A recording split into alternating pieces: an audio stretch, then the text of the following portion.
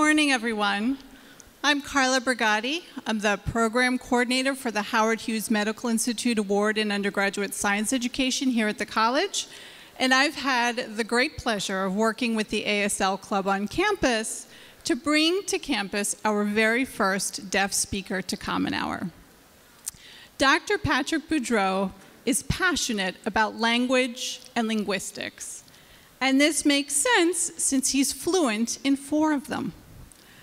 Born deaf to deaf parents in Quebec, his first language was Quebec Sign Language, followed by French, which he learned to read and write as a child.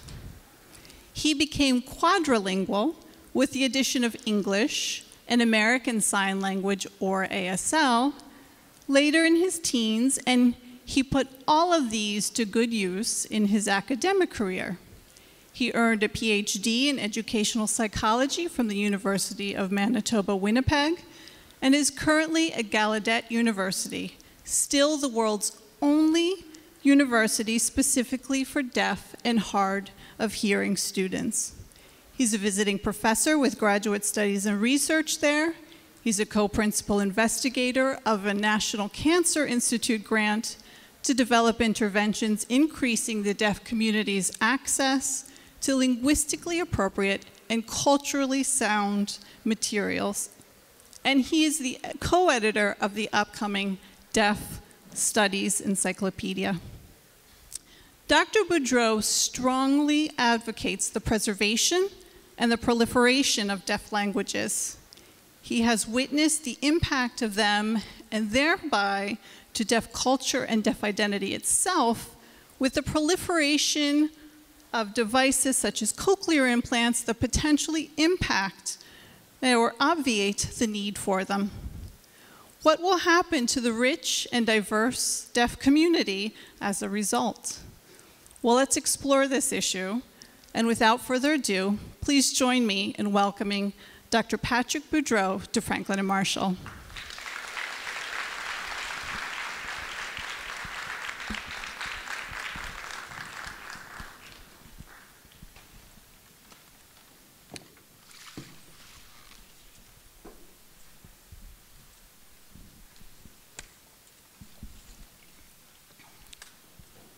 Pardon me, I'll move this out of the way. Okay, perfect. Hello, everyone. Thank you so much for coming. So honored to be here. Really pleased to bring all my information to you guys today. I want to thank Ms. Brigatti, Robert Jenks, and the ASL Club that were so willing to bring me in here today. They put so much time and effort into preparing this day, so thank you very much. I want to start this day with discussing a few different topics. It's a little bit challenging for me to pick exactly which topics I want to. There's so many things that I'm passionate about. So I have the opportunity, though, to bring a few topics and just begin a dialogue here for when I'm here and then for when I leave. There's so many deaf people. How many deaf people are here in the audience? Can we get a raise of hands? That's awesome. So today's topic, linguistics.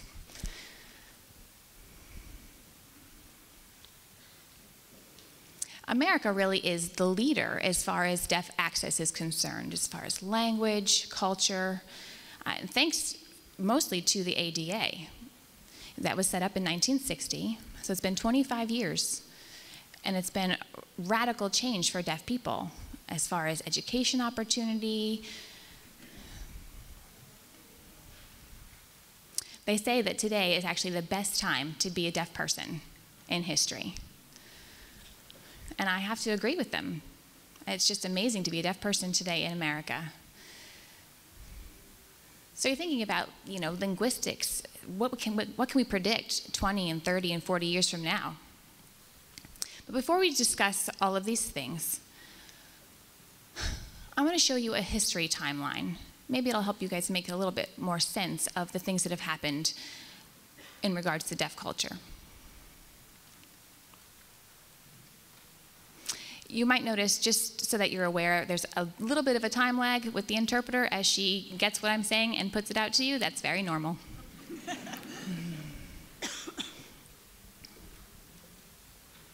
You can just take a look real quick.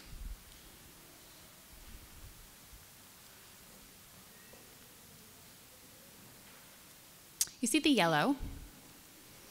Those are very positive things. You see how the positive, though, is intertwined with the negative. It's just how history goes. So early 1700s, most people, wow, they had this new language.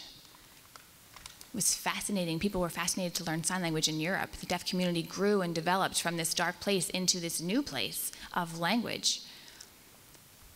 And then we had eugenics, about the 1800s. There was a shift. It was called social Darwinism. Obviously, this is like a bell curve. You can imagine a bell curve. They wanted to have more of a normalization. They wanted to eradicate deafness. So Alexander Graham Bell, he was very strong involved with this movement and strongly involved the deaf community. So the NAD was developed, and they became very active in preserving the language, sign language. World War II happens, and from that was a huge impact on research of eugenics and the HeLa. That's a study of genetics and chromosomes.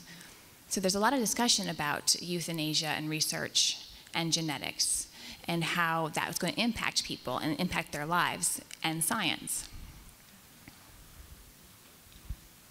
I'm going to explain this next one a little bit more. So I have a genetics project, the Human Genome Mapping Project, and that's kind of what I'm heavily involved in, and that's what I'm doing most of my research on.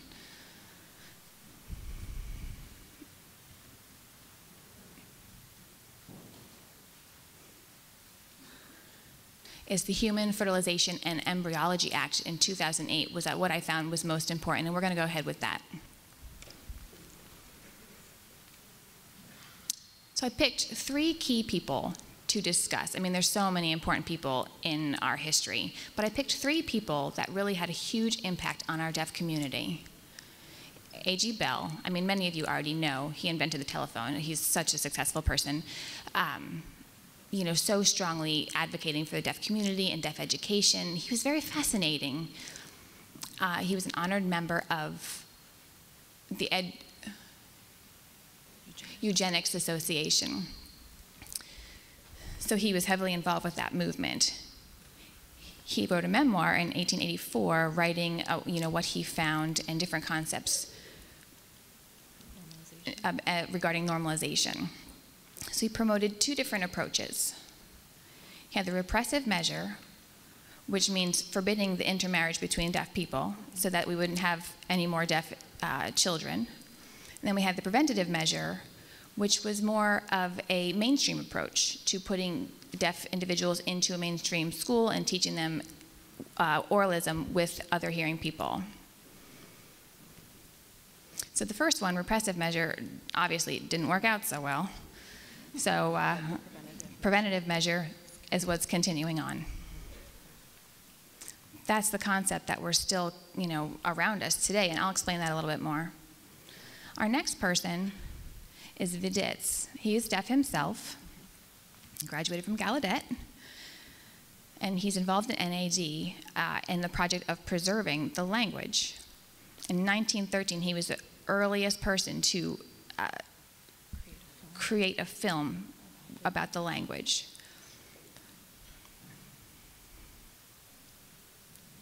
So that was 200 years ago. It's very exciting that that's still impacting the culture today. But again, the movement of eugenics is still involved, right? Biology, being born, and marriage, and linguistic, it's all intertwined.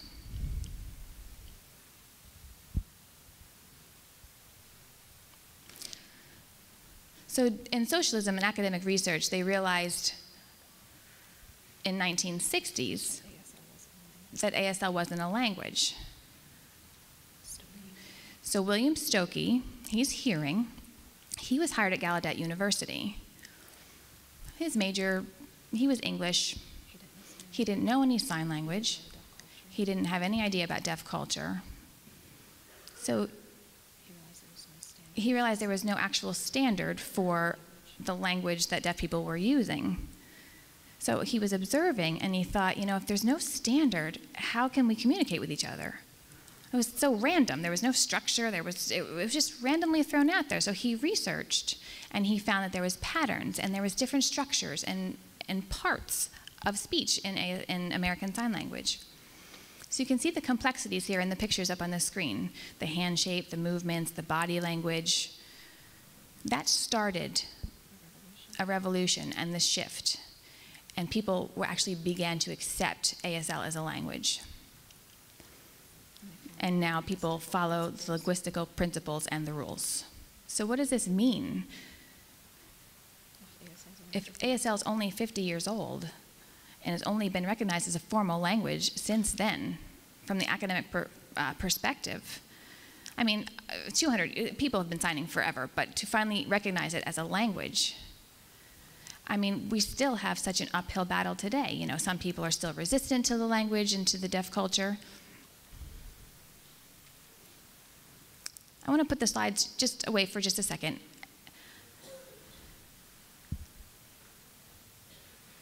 I mean, I'm sure you've all had discussions about racism and ageism, and the list can go on.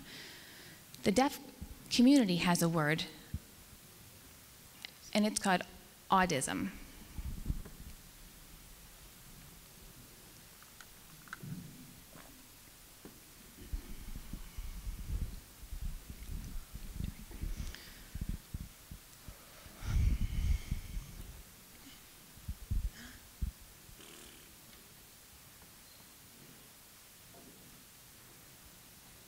Has anyone ever heard of that word, autism? By a show of hands? Oh, now you know. It's such an important word, and how society behaves and perceives and interacts and tries to direct and control deaf people.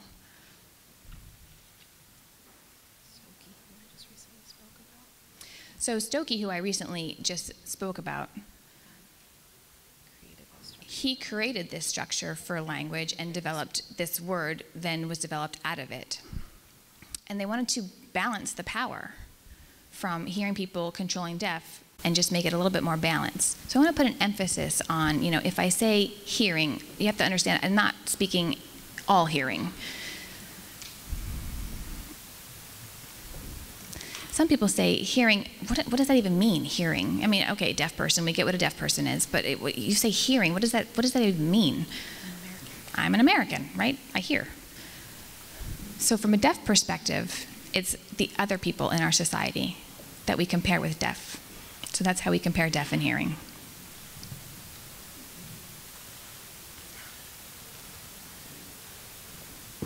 It's a huge impact on genetics in relation to deafness.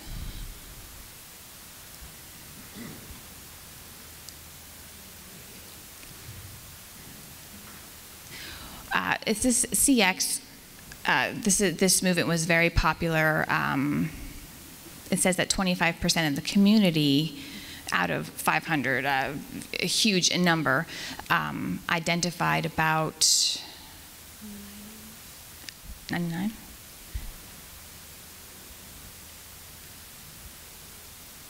I'm sorry, you have to go back because your interpreter missed it. Go back. Yes. 1980, 1989, they had discovered that there was a chromosome, a specific gene that they could identify that specifically related to deafness. Thank you.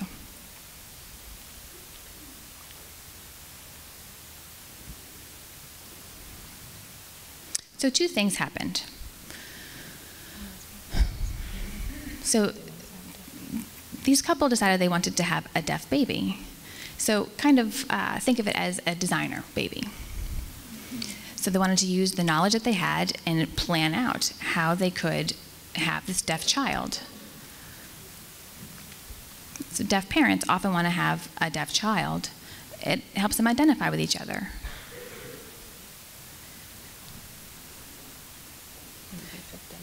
this would have been a 5th generation deaf for that family. So that was a very strong desire for them to have. They ended up having a little girl who now is a freshman in college. So there's a story in the Washington Post. They wrote an article about this.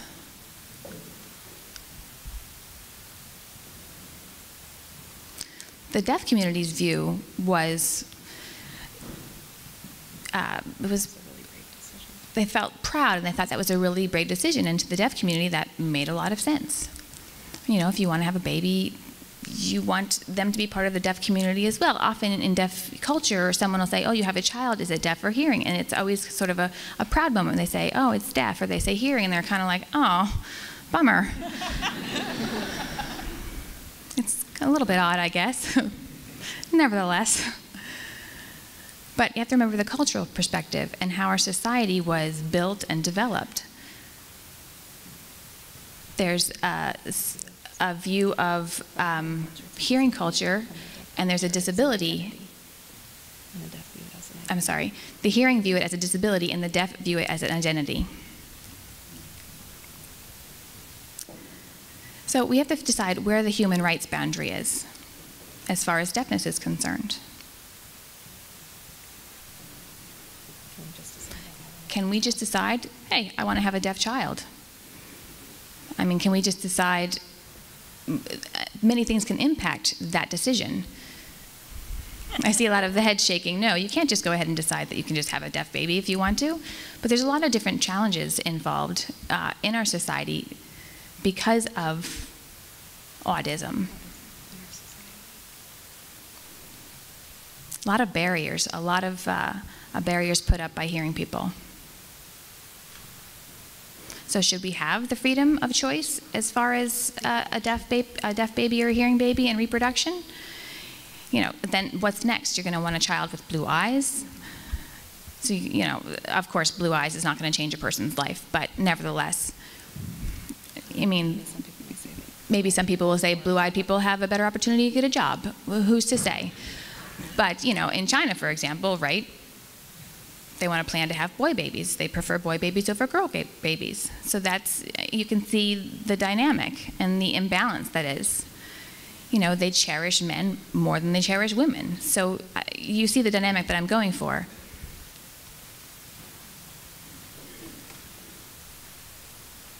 So this couple, in 2007, they did a vlog, and they told a story about the DNA testing and the results and the blood samples and all the things that were involved in this decision.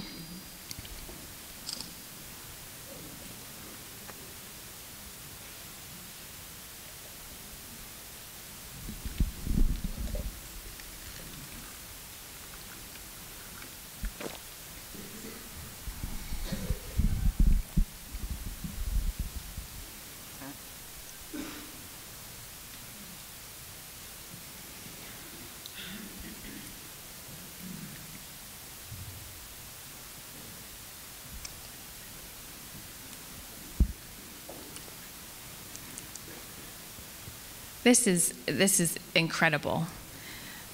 I mean, the blood samples and the data that they collected just was amazing. You know, many of you here, obviously you're in college, you're doing research, collecting data, doing interviews, family, you know, can interview about families, and people get really excited to be involved in these data collections and studies about genetics. But, you know, you have to stop and think, you know, after these studies are over, what happens to the data? What happens to all the samples they took?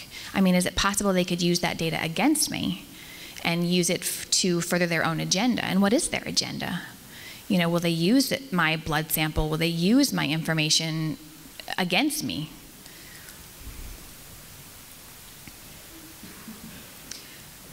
So you start talking to people, and, you know, people are giving, you know, talking about DNA, and people are giving samples, and some DNA samples they keep and they freeze them and they can use them in the future. They can use them again and again and again.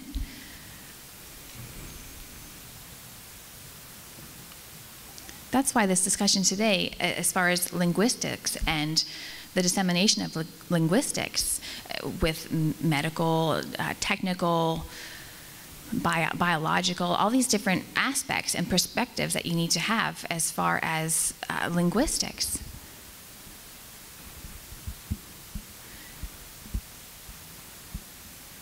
You don't really know what to expect in 10 or 20 years. We're trying to look ahead and predict what's going to happen, but we have no idea what to expect. If you're giving blood today, maybe you should, I don't know, stop and think twice about what the challenges are and what your rights are.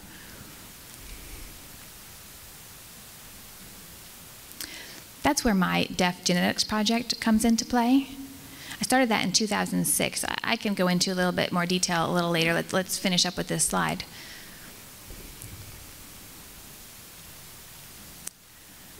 So in 2007, this blood sample happened. Then in 2008, in the UK, another article that you guys can take a look at.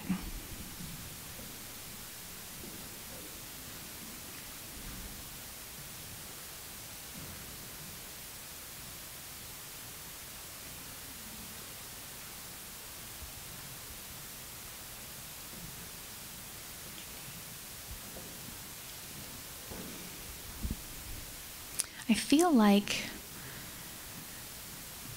a little bit like the eugenics movement, almost like take two, you know?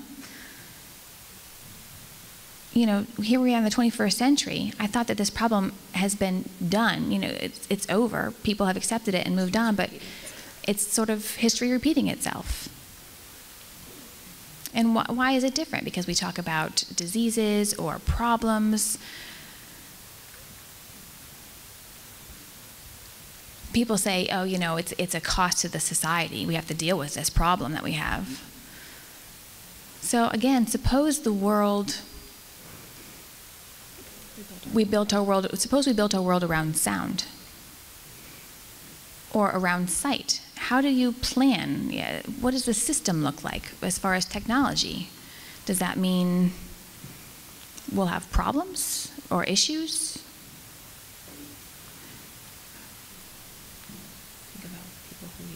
Think about people who need wheelchairs. I remember, when I was much younger, riding my bicycle and to get up on the curb was a really big deal.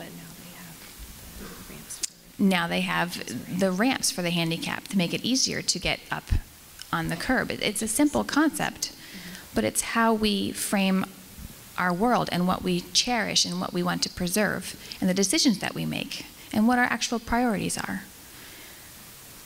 These little things, these individual things make up a whole.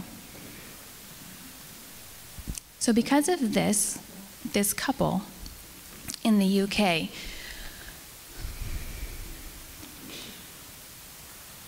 they use this actually as an example and as a case study, and they found that they didn't want more deaf children. They wanted to eradicate deafness. They didn't want to allow deaf children to be born. That was the same, remember, back with AGB, trying to prevent deafness. So it's really not different. It's the same concept.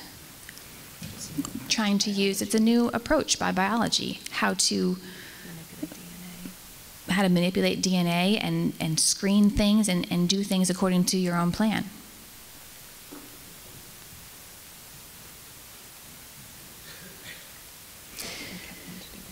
So there are some that want to do in vitro. They want to do a screening to make sure that everything, there's no problems with the baby, no abnormalities with the baby, no threat to their life, maybe no threat of cancer, a lot of different things. They want to make sure they want to keep that baby healthy.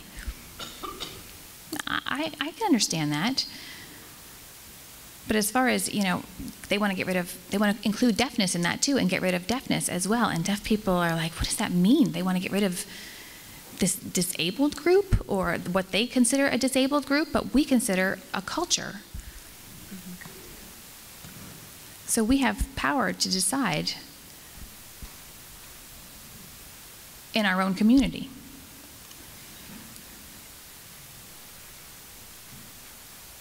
should we consider that like a genocide kind of thing, where you start through, you know, you start at a level and then you're doing it's the same as the abortion debate. It's kind of like going all the way back to the Petri dish and choosing which ones you want to keep and which ones you want to discard. Where's the boundary? Where's the line? It's really a huge debate.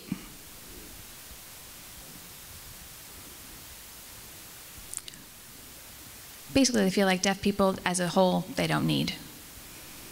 They feel like hearing people are a superior race. So it's this history repeating itself. It's this cycle all over again. I think now it's just a little bit more overt than it used to be, or that it was back then. You know, they found science and they were able to understand a little bit more clearly, but now it's just a little bit more overt.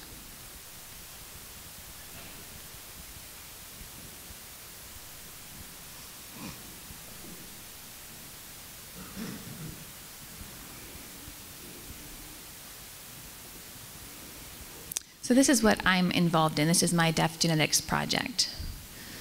So I meet hearing people and deaf people.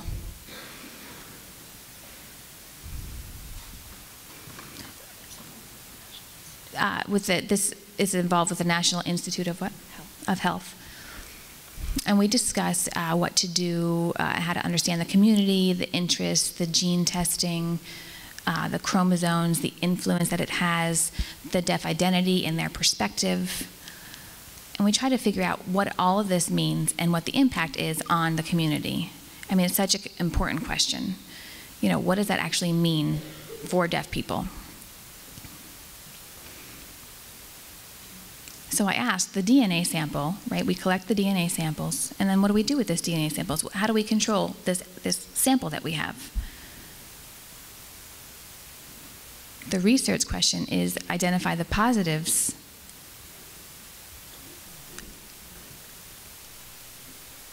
CG26, the chromosome 26. Does the sample have it or does the sample not have it? And we want to have this discussion. And the results will tell us the impact it will have and the effect on the well-being of this culture. But for us, DNA is not important. I mean, can you freeze it and use it again for research? So we're going back and forth. We're discussing this with, excuse me, interpreter. So I'm just going to clarify real quick. They're collecting this data and they're having this conversation with the people that they're potentially having in their research.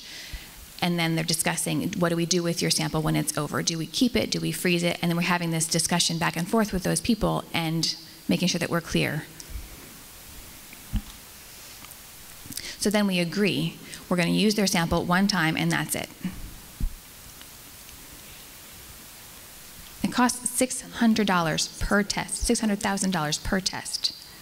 We collected 270 samples. That seriously is a lot of money. So making these decisions, it was a big decision to plan not to use it again. The deaf community said, oh, okay, we trust the study. I feel like our goals are the same. It's very clear. It's well planned out. So yes, we're going to go ahead and trust your research. So there's two graphs, two different models.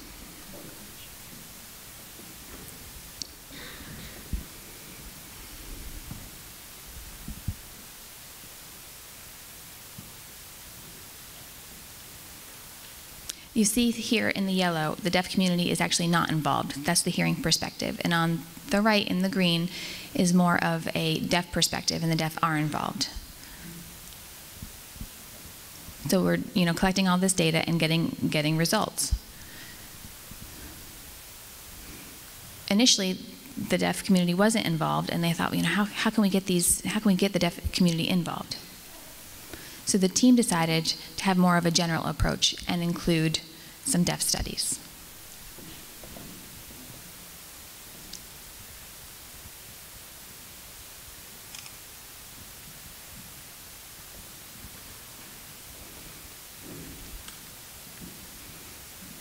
So the deaf community was directly involved, and I'm a member of this community. I do the research as well, so I have a direct connection. I kind of wear two hats, if you will. So how do I moderate this and also be part of the community at the same time? I actually have a vested interest in this. At the same time, you know, you have to understand the science of it all. So there's a lot of research from a medical perspective that they didn't include the deaf as well, and that's a huge challenge. It's almost like two separate worlds that are overlapping one another, but not involved with each other. We had a team of 20 people from all over. Deaf studies, we had counselors, we had deaf, hard of hearing, just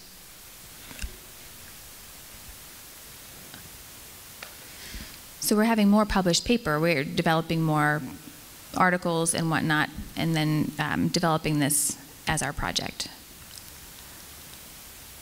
So as the research continues, we notice a few different things. We have a deaf community view and how they perceive it.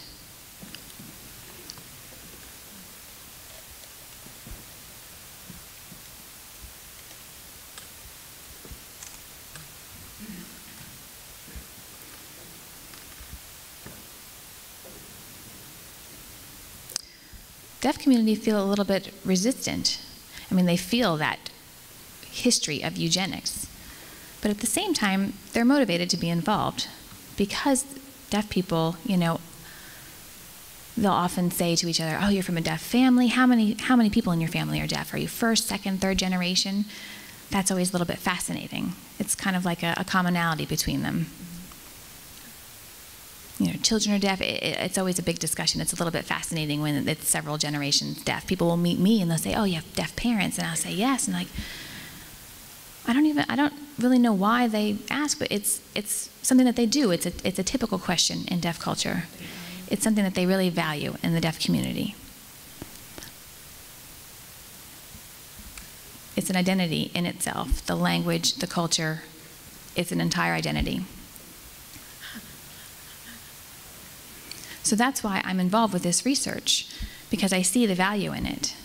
If we're right, and we ask the right questions, and we have the right agenda without hurting people, it's very important to look back at the history and evaluate ourselves and make sure that they all coincide.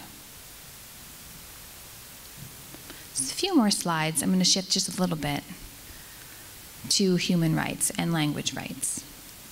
Remember I mentioned the ADA back in the beginning that was set up in 1990. That provided services such as you see over here, the CART and the interpreting services. And the services themselves are great, but they don't necessarily protect and value the language and the culture of deafness.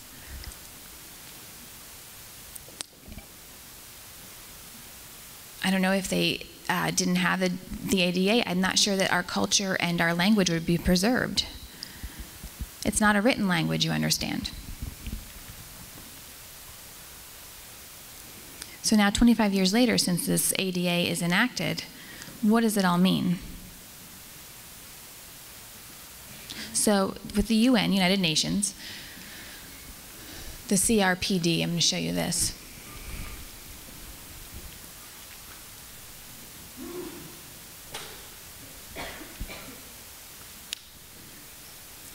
So we'll just summarize this, UNCRPD. So they did this with about 150 countries all over the world. The US was not involved. Because obviously we have the ADA, so politically we couldn't be. But this was really powerful. It was one of the first articles with strong language and an emphasis on linguistics and identity and culture. They didn't use vague language or vague words. They were very direct. There was articles, 3 out of 30, that I want to explain in a little bit more detail.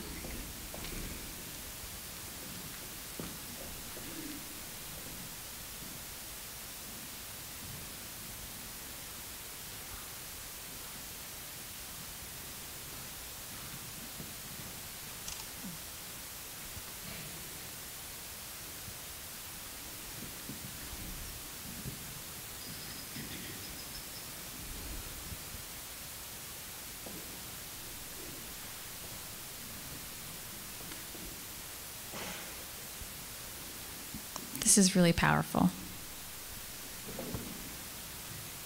There's such an emphasis on sign language, and it's written right there. It includes all languages, period. They could have left it at that and just said all languages and ended the sentence, but they made an emphasis to include sign language. And then they also said you must promote that language. It could have just said recognize it and ended it there. But they also added promote it and preserve it and use it. It's their right.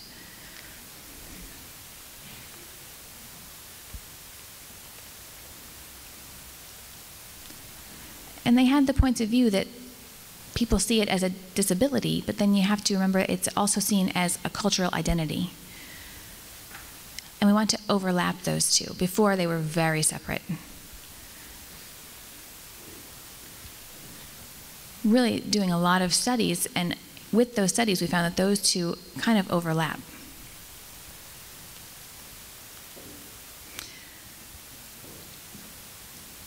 So understand the CRPD was not just a sample. It was developed as something to show other countries so that they could evaluate their own performance and either follow along or realize where they were lacking. I think America didn't have an official language. English is not our official language. We happen to just use it a lot.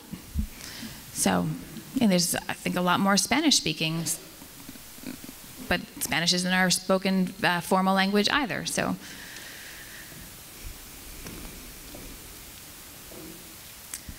there's another paragraph that I'm going to put up here. For UNESCO. That's more of a suggestion and a sample. CRPD is more of an enforcement.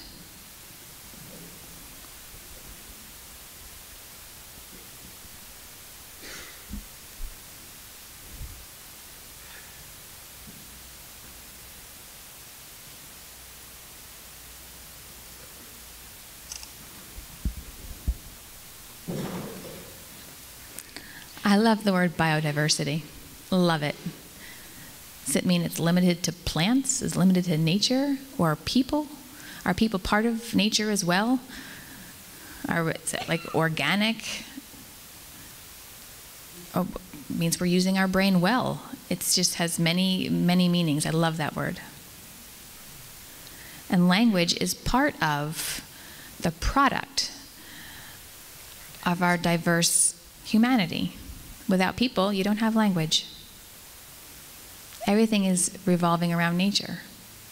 So UNESCO noticed this, and they noticed that the deaf community had culture and language, but they were separate. But there was actually a strong connection and an overlap.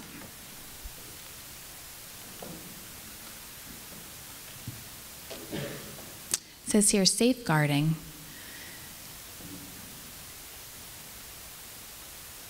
I want to talk about the linguistic heritage of it. What does that mean? There's medical and technological, but I want to talk about how we fix ourselves to make ourselves better and better and better.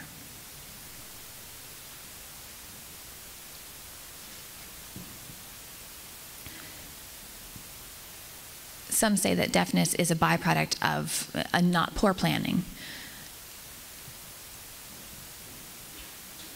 You find something, you figure out what that means, make sure it doesn't, hurt anybody, or I'm not sure I understand. Go back. So the byproduct of research is finding the meaning, planning, thinking about different issues, and then the spin-off of, you get the results, and then things spin off of it, how to make yourself better. For example, let's go with heart disease. And we'll use Viagra as an example. So it's right? You study heart disease, you do all this research, you get results, and as a spin-off, you end up with Viagra. So this is what I mean about studying one thing and then, in turn, finding many other things. So they discuss stem cell research, different cells inside the ears, and they find many people in the US with degenerative hearing. There's millions of people. And they were feeling, they wanted to have research, they wanted to have studies. They wanted to have that experience of using spoken language, so they were interested in the research and willing to be in the research.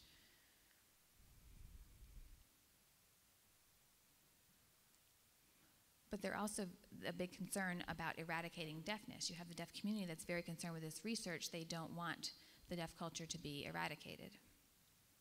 So, for example, there's many parents, they have a baby and it's born deaf, and it's like, they're going to the doctor and they're like, what do you do? What do we do? How do we make this child have a better life? How do we fix this? And maybe they'll suggest a cochlear implant. That, you understand, is the medical perspective, to fix. They want to fix and to change things.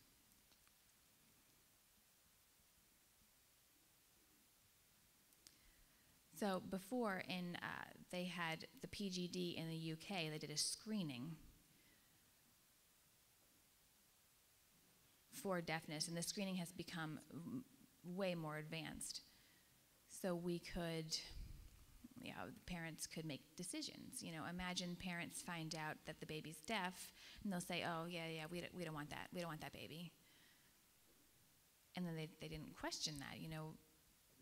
For the deaf perspective, that's different for us. They feel they're happy to have a deaf baby. So the perspectives are different. The deaf perspective is they want the heritage passed down, and they're proud of that. So there's kind of an ethical line. And where are we going to go? Where's the line cross?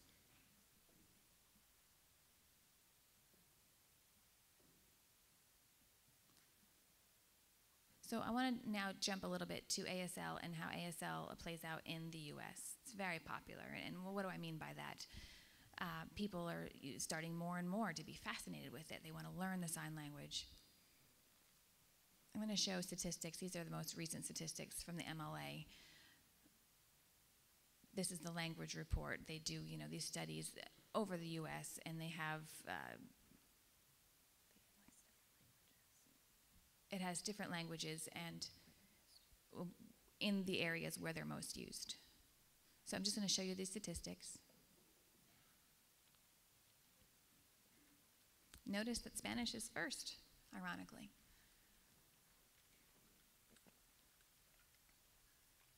So you see the green, you see the increase.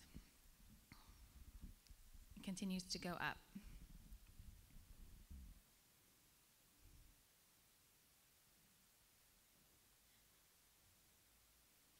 $109,577 students took the class. But what does that mean? It means more diversity, more people are accepting of it, more language diversity, more appreciation of the language.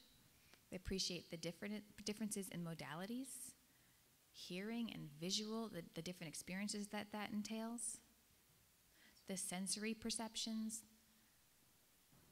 and they find that we can use different ways to communicate. We can use our eyes to communicate. There's scientific evidence and medical, cognitive, everything's involved in this. And we can apply that to who we are as human beings, who use language. And we use language to understand more about ourselves. This is college level also. I mean, how many interpreters are in the US? Around 30,000. How many parents, how many students have actually taken and finished learning ASL? 100,000? It grows and grows and grows. The deaf community, like myself, use ASL.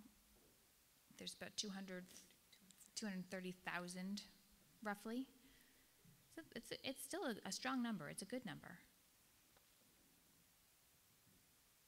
But if you look primarily at first language native users and second language users, there's becoming a crossbreed right now.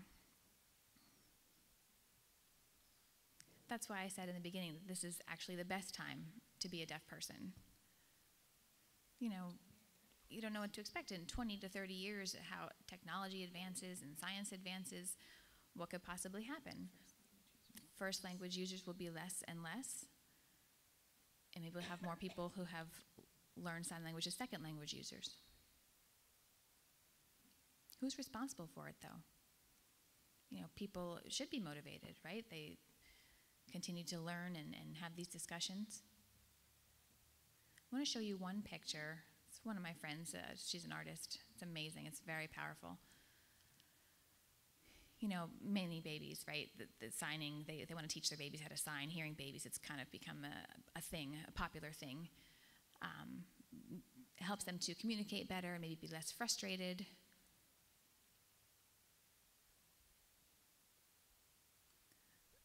Autism? I think through, for autism as well. They use that as a communication skill for children with autism to help them communicate better.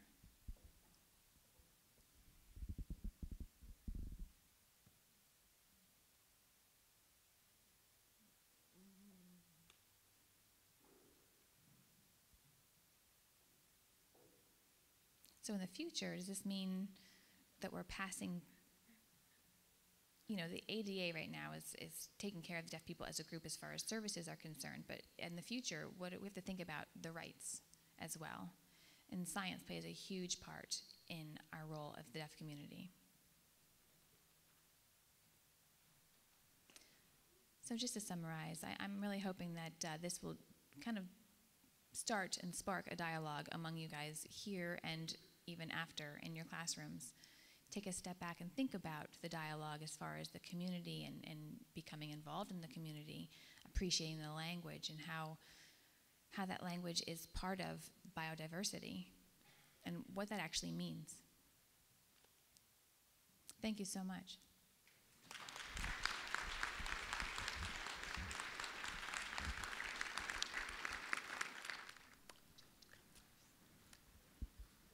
Hi.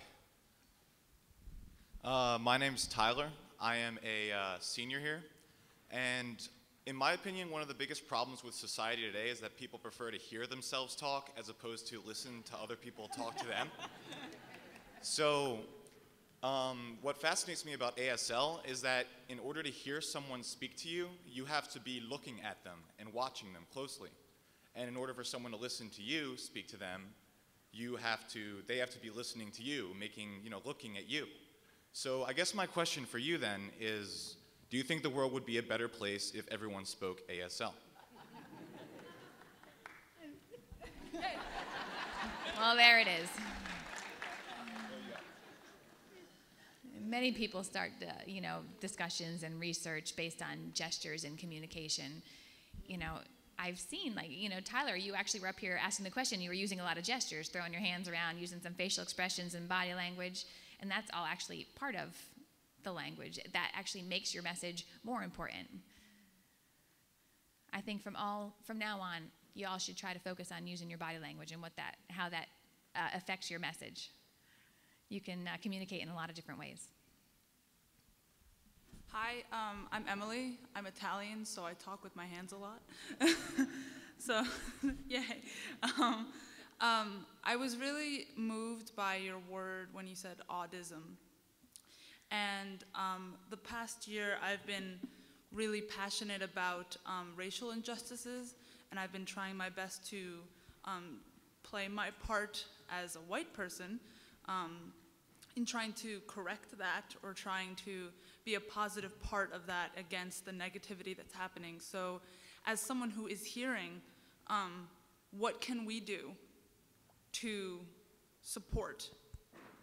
Because we're all humans, and everyone is part of the world that we live in. So how can I appropriately push for the cause where I'm not overstepping my privilege that I know that I have? Yeah, I understand that question. One person made a comment. I was from Howard University. It's a university near Gallaudet. They had a panel, and one person said,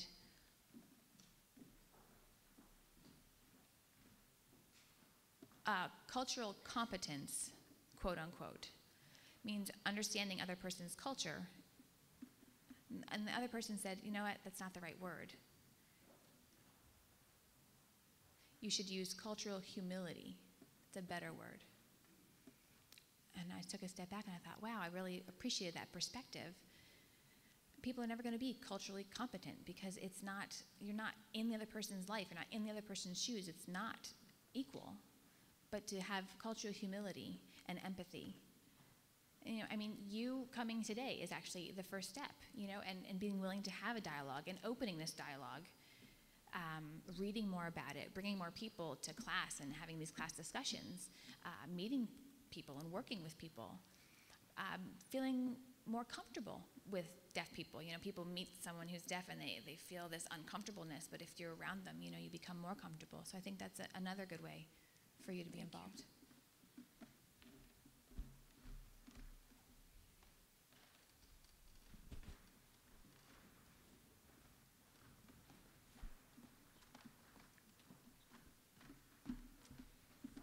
My name is Jay Anderson. I'm a professor emeritus of computer science here. I want to ask a question based on a story about myself. About 25 years ago, about the time that the ADA came in, I was taking ASL courses here in Lancaster County. At the same time, an opera company in Wilmington that I've long been attending gave an opera with the words being signed. And so I invited my ASL teacher to come with me to Wilmington to see this opera. Now comes my mistake. I also asked another hearing person to come to Wilmington. And when my ASL instructor heard that, she said, then I won't go with you. What did I do wrong? I'm sorry, who did you ask to go with you? I asked another hearing person, and then the ASL instructor would not go. What did I do wrong?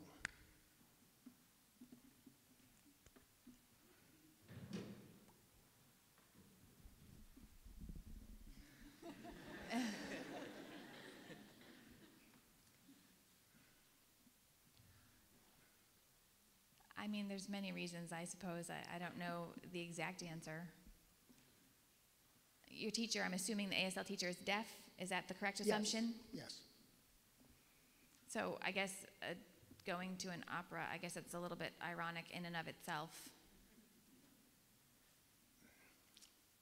You see, I love opera, and I love language, and these were both together.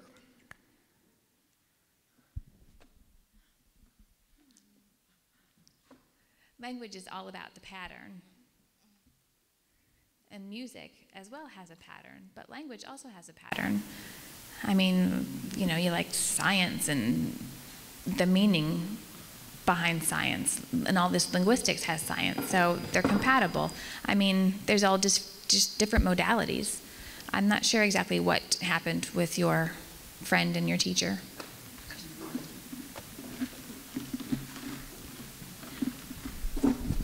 I'm a surgeon, so you'll pardon me if I take this conversation in a different direction. What happens to an ASL-dependent deaf person who sustains a hand injury or even loses a few fingers? How do they use the richness of ASL? I guess it depends on how many digits are lost. You know, 1, 2, 3, 4, I guess, you know, they lose a limb. I mean, you see a lot of people ask, you know, how does a deaf person communicate if, you know, they've lost their limbs? And I've seen someone, you know, they've lost their hand to diabetes, and they still manage to communicate. Remember I talked about, you know, how language itself is not just your fingers. Like we just had this discussion, it's facial expression, it's gestures, it's your body language, it's many different ways to shape and shift the language. It's definitely more of a challenge, you can't deny it, but we have different ways to communicate. Thank you. I guess maybe I'm not the best person to answer that question. Maybe a person that actually has that disability or missing digits would be the appropriate person.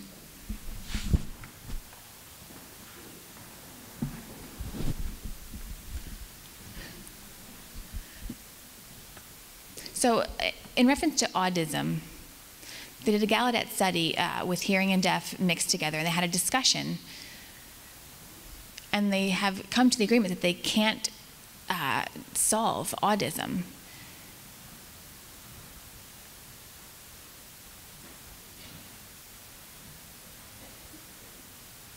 So they had this, they realized that hearing and deaf, they could still understand autism and they can engage in these conversations.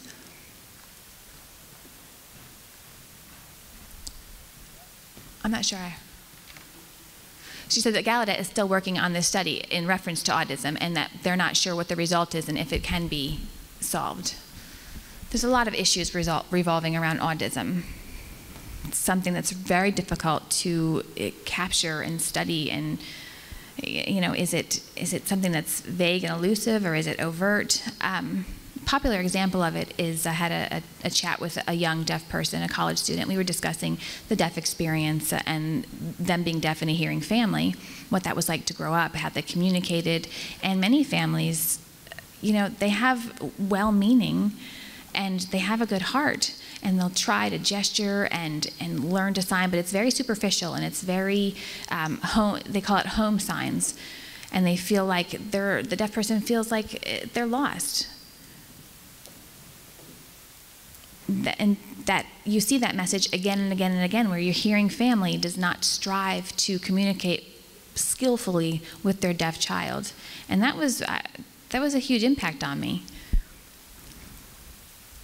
Does that mean that was their intention, to superficially communicate with their child? Not necessarily, but I think that's where autism comes into play.